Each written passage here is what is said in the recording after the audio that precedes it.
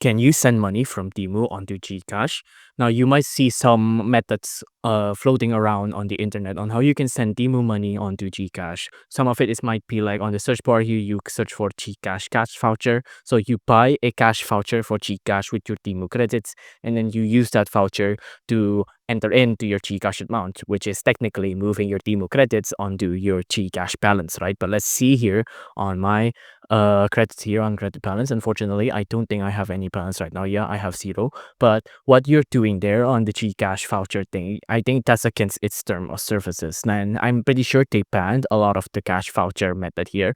Yeah, you can see right now the cash voucher is just you buying a voucher for something like a wedding event here, it looks like, and there's no direct GCash voucher because again, it's against their term of services. Your credit balance on Temu can only be used to buy something from Temu. You can't transfer it anywhere. You can't transfer it to GCash. You can't transfer it to your bank. You can't transfer it to PayPal.